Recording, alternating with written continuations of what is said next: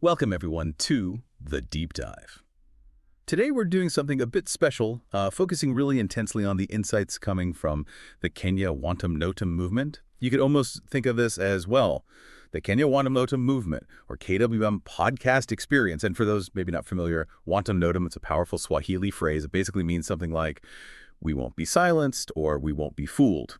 It really sets the stage for a movement that's all about demanding accountability. That's absolutely right. And, the KWM, they've put forward this really profoundly detailed analysis of a key institution in Kenya. That's the Ethics and Anti-Corruption Commission, the EACC. So our mission today really is to unpack KWM's perspective. Why do they see the EACC, which has such a vital job, as having largely failed? And maybe more importantly, what does that view mean for, the future of fighting corruption in Kenya? And what are the kinds of solutions KWM is putting forward? Okay, so this deep dive, it's really for anyone who's curious about how effective anti-corruption efforts actually are, particularly in a dynamic place like Kenya. And it's also for anyone who gets how absolutely vital citizens are in demanding real, tangible accountability from leaders, from institutions. We're going to get right into the heart of what KWM was saying. Okay, let's unpack this. So thinking back to when the EACC was first set up, it really was seen as a symbol of hope, wasn't it? There was this feeling, this general belief among many Kenyans that this commission, with this mandate, could finally root out the kind of systemic corruption that had been, well, a major problem for a long time. It felt like a promise of a fresh start, a move towards transparency, a fairer future. Exactly. And what's really striking in the KWM analysis, this is laid out in their article from July 23, 2025, published in Village Action Online, is how sharply they contrast that early optimism with, well, how things are seen now. The movement's core argument is very direct.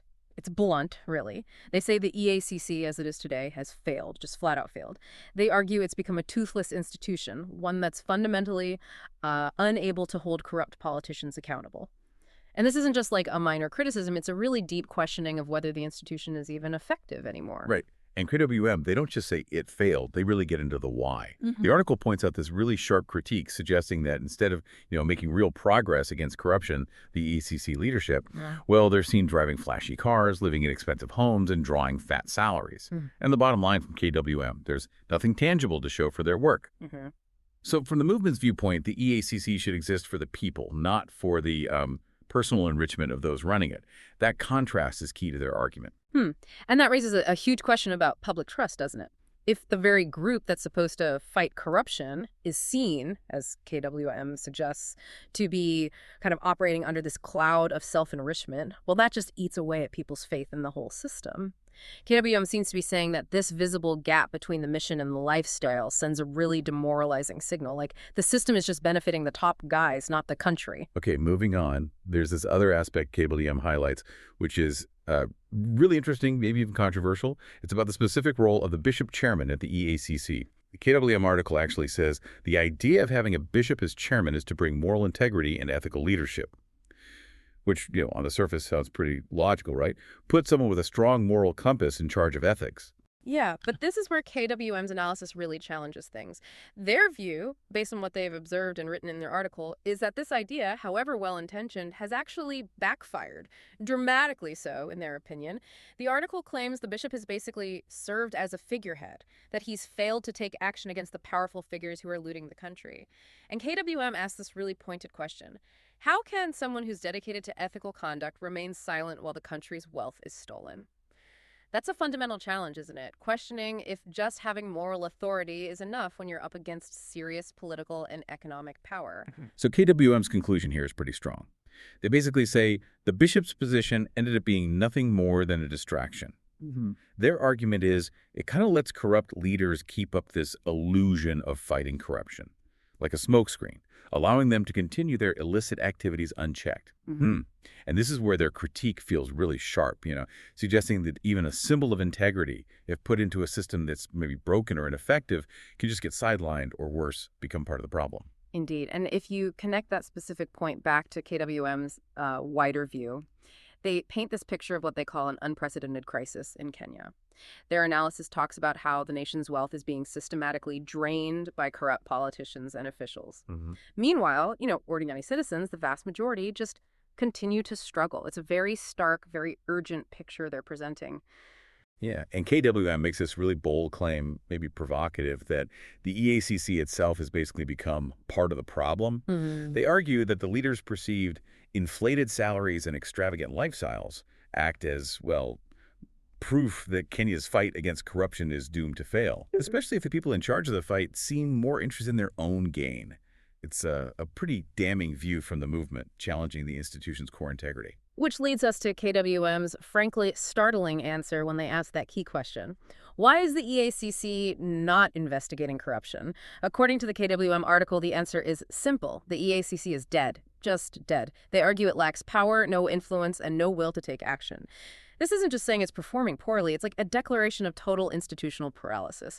A really pessimistic take on the EACC's current state and its ability to do anything meaningful. It suggests a complete breakdown. Right. And that definitely fits with KWM's wider point that corrupt politicians continue to walk free, with their ill-gotten wealth just piling up. KWM states that the EACC's ongoing failure to investigate or go after high-profile figures speaks volumes about its inability to fulfill its role. From their perspective, the EACC has basically been turned into a tool for the powerful, letting them continue corrupt practices without worrying about consequences. This lack of accountability, they argue, is a direct, tragic result of this perceived institutional failure. Okay, so after outlining all these really deep concerns, these critical points, KWM does something important. They pivot. They shift from critique to a call to action, framing it as the way forward for Kenya. A positive path, really. It's a message about empowerment, putting the power for change back into the hands of the citizens. Exactly. The movement puts out this very clear message for every Kenyan citizen. It is time to ask the tough questions. Time to demand more from our leaders and institutions. This is stated plainly. The EACC, as it stands today, is not working for the people of Kenya. That's not just an observation. It's like a direct challenge to people to step up, reclaim their agency, and actively demand accountability. And KWM doesn't just say, do something. They actually offer a platform, a tool to help make this happen. They clearly believe in getting citizens directly involved, empowering Kenyans to connect, share ideas, and push for progress together. The Kenya Wantam Notam movement platform, that's what it's designed for. They see it as the key way to make real change happen from the ground up across the whole country. And this is exactly why KWM is urging you, the listener, to get involved, be part of the solution. They're inviting you to go to www.wantamnotam.com.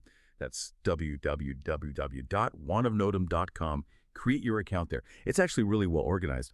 All 47 counties in Kenya are listed right there. So you can find your specific county and just start posting, start sharing your ideas. Ideas that KWM believes can genuinely help change your village, your city, and ultimately the nation. So it's not just about pointing out problems, it's about being part of building the solutions.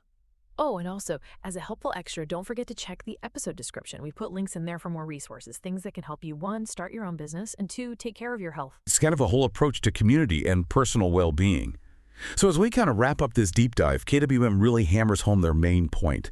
Kenya's fight against corruption will never succeed if the EACC continues to fail. They're making a passionate case for new leadership at the EACC if the current team can't deliver. Basically saying, enough talk, it's time for real action. Right. And KWM's vision for Kenya's future is crystal clear. They strongly believe that Kenya deserves better than the broken system we have today. What they want is a commission that will act. A commission that will actually investigate corruption and hold those responsible accountable. So it's not just about criticizing, it's about demanding a fundamentally different, truly functional institution that serves the people's interests. Not just symbolic stuff, but real results. And KWM really stresses that it's only through this kind of real, profound change, the change they're pushing for, that Kenya will actually have a fighting chance at eradicating corruption and building a brighter future for all. It's a powerful message, actually quite hopeful, emphasizing that citizen action, this proactive engagement, isn't just nice to have, it's essential for the country's progress. So maybe the final thought for you listening, what does all this mean? If the institutions set up to fight corruption are seen by a major movement like KWM as failing or even compromised, what does KWM's call for direct citizen action really tell us about where the power lies, where the real leverage is for driving genuine accountability and systemic change in democracy like Kenya? It's something to think about, isn't it? Your own role, your own potential in shaping what comes next. Yeah, definitely. And just to reiterate KWM's core message as we finish up, it's this powerful statement of citizen empowerment, of collective action for real change. It really echoes that compelling notice they put out. You might have seen it.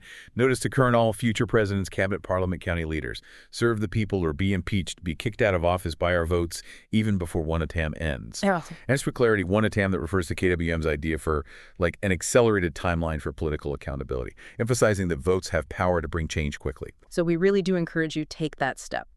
Visit www.wantumnotum.com. Go ahead and create your account. Remember, all 47 counties are there, ready for your input.